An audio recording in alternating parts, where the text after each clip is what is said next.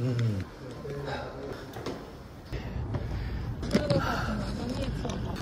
Oh, push up. Okay. Oh, Masya Allah. Tengok.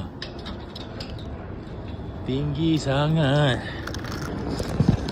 Wah. This is a skywalk. You nak kena bayar. Optional. Nampak macam-macam. Tengok. You can really see the whole city. You can see everyone's room. Kalau nak mengintai, nak mengintip, pergi tengok.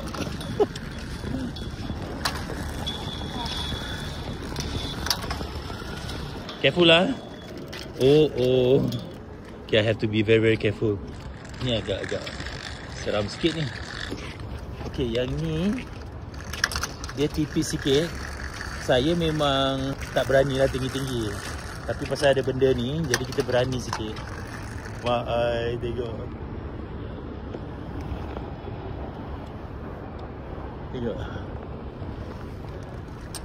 Your phone don't worry, dia ada ikat. My heart is pounding. Tengok berapa tipis ni.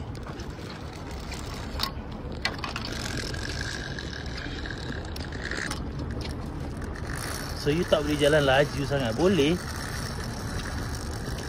Dan jangan tengok bawah. Jauh lagi ni.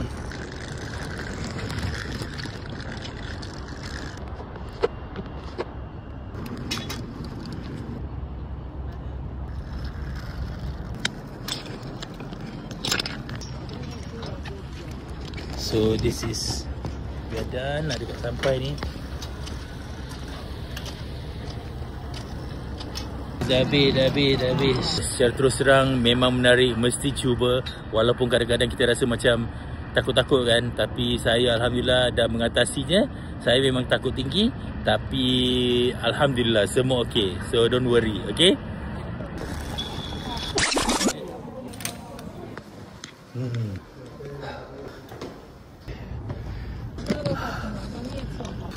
Oh, push up. Okay. Oh, Masya Allah. Tengok.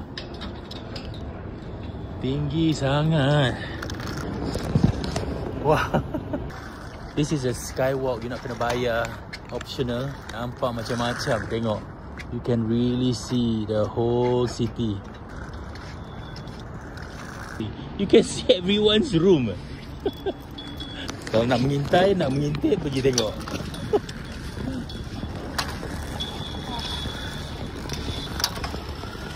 Careful lah.